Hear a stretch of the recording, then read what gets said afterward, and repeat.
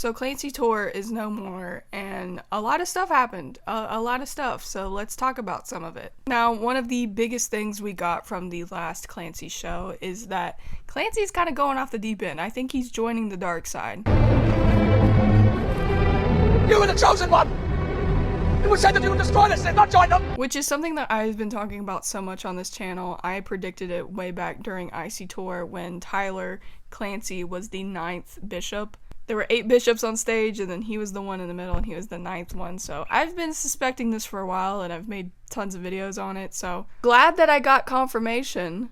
Kind of worried what's in the future. But the FPE event alone gave us some interesting things to think about. One of the things being Clancy's letter to the Torchbearer. Now, Torchbearer has written to Clancy before, basically being like, hey, nudge nudge, poke poke, we're gonna be good, right? This is a good thing, we're doing a good thing, right? He's like, yeah, don't worry about it, man, I'm just gonna take over the town with absolute power. In this letter, it seems like Clancy has some blurred motives here. I think he thinks he's doing the right thing because he talks about, you know, he's going to give power back to Dima. He's going to make these citizens feel alive again. But it all feels kind of strange.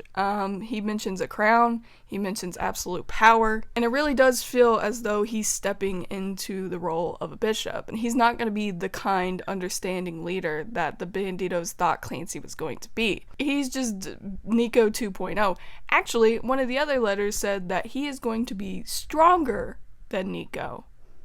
So worse. He's technically worse than the bishops. But I think the skewed perspective of it all very much reflects the mindset of the bishops. We talked about vialism and it being a hijacked religion, that they take something that is supposed to be good and then twist it and then ruin it and make it something corrupt. And I think that's absolutely what we see Clancy going through. In the beginning, the rebellion was supposed to be a good thing, to save people, to free people from the bishops, but he's going to be worse than the bishops. Now, not only do we have massive red flags coming from Clancy that he is joining the dark side, but we also see multiple instances of him cutting ties with the bandidos. For one, the bandito tent at the FPE event seems to be gone. Another little interesting thing about this is that it looks like the bandidos placed flowers where the tent used to be, and if this is Clancy's tent, it reminds me much of like how people bring flowers to a grave, and it's almost as if the bandidos are mourning their leader, like they know he's gone, like the person they thought he was is dead, so they're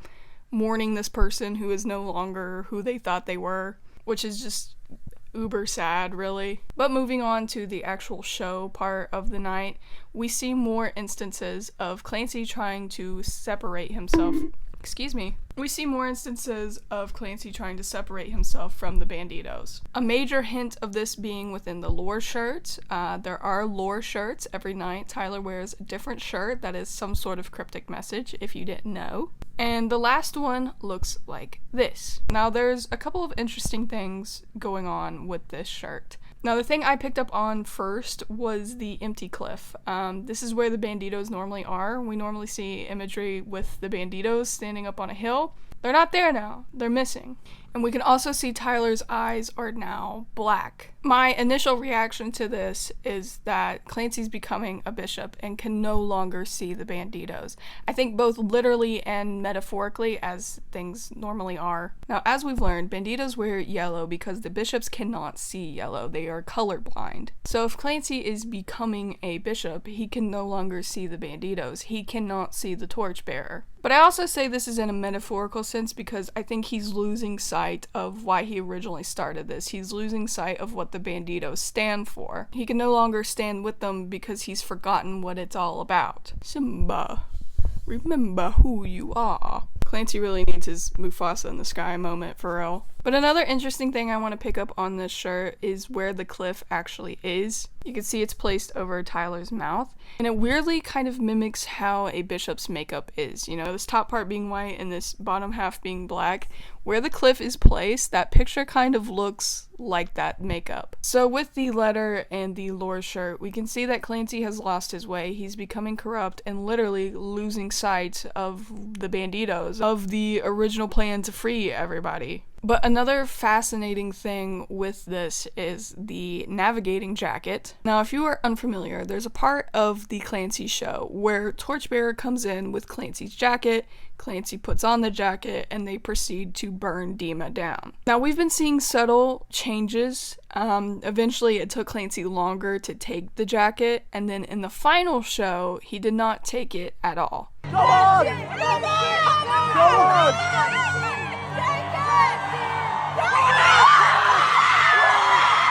He completely ignored the jacket, did not put it on, and left Torchbearer, which is so sad.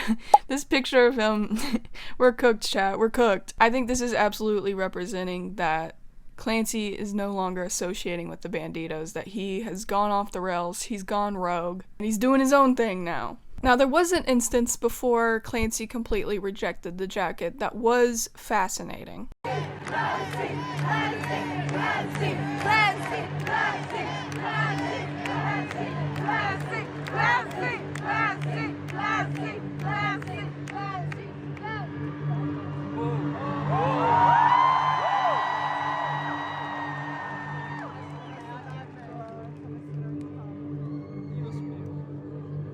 During this instance, he did eventually take the jacket, but it did take him a while, and the way that the Torchbearer is handing it to him is a little interesting. You can tell that he keeps raising it up. He keeps raising it up to be eye level with Clancy. And even though we know that he doesn't want the jacket, there's no recognition that he even knows it's there. I think this is once again tying into that Clancy can't see the bishops. He can't see Torchbearer, and I think in this instance, he might have not seen the jacket, which is why Torch is just like, hey, you good? You good? And there's just nothing coming from Clancy. Which, if it's true that Torch is trying to keep Clancy from going off the rails, but Clancy can literally not see him, it's really sad to think about. But what do I think this all means? Glad you brought it up. Glad you asked. I think this absolutely ties into the cycle that Clancy talks about. And I think there's so many ways that you can take this cycle. You can say that it's a cycle, that someone is always going to Dima and then Trench, and it's just kind of back and forth battle. But I also think the existence of Dima is a cycle. There's been some references that there's been previous rebellions against Dima, and I can only assume that it went the same way. Previous Dima leaders get defeated just for other ones to take their place. It's not that it goes away, it just gets a new boss. So not only do I think that this cycle represents the back and forth of, So not only do I think this cycle represents the journey with mental health, but I also think it represents the cycle of trauma. When I first saw this, I don't know if it's a psychology degree or what, I'm reminded of generational trauma, the cycle of abuse, the cycle of trauma, where there are, unfortunately, sometimes survivors, people who have went through a certain thing, and they will become that thing that hurt them. Survivors will sometimes become abusers, whether that be trying to find control in their life, whether that be that's the only thing they know. But we do see it in real life. People who have gone through a certain thing will become what hurt them. They will perpetuate this cycle of abuse, generational trauma. And so where does it go from here? I'm not exactly sure. I think sometimes people get too caught up in story and trying to tell a story, but I think Tyler has to be really careful because there's some really serious real life themes attached to this storyline. What he does with Clancy and how he ends this story, there's a lot on the line. Because there's a lot of people that look up to 21 Pilots. There's a lot of people who use their music to get through some really real stuff. So this idea that Clancy dies or Clancy becomes evil or Clancy becomes defeated, I don't think sounds correct for what this whole story represents and the message behind 21 Pilots. Of course, 21 Pilots is never afraid to show the reality of mental health and to show just how dark it can be, and I think this is one of those instances. It's funny because I just analyzed Doubt and he talks about it in this song, but there's so many times where we can see that Tyler is afraid of what's inside of him, of what he could be. The don't know what's inside of me. What have I become? I'm sorry. The whole concept of Blurryface in general, I think Tyler is kind of scared of this darker side of him. I think this is what we're going through. I think Tyler is saying that, yeah, there's parts where I can get really dark, and I'm afraid of that person. I'm afraid of going off the rails. But I think it'll find resolution. I think Clancy will find himself again in some way. How that'll happen, I'm not sure. But I think ending it with Clancy being the bad guy and taking over Dima and Dima just still existing, it just doesn't feel right. But who knows? Who am I to know? I'm not Tyler Joseph. I don't know. But that's just been my thoughts. That's just how I've been feeling about the end of Clancy Tour. But what do you guys think? How are we feeling about it? How are you coping? How are you feeling? Let me know. If you enjoyed the video, please hit like and subscribe to join the Groovy Graveyard. Shout out to my patrons over on Patreon. And I will see you in the next one.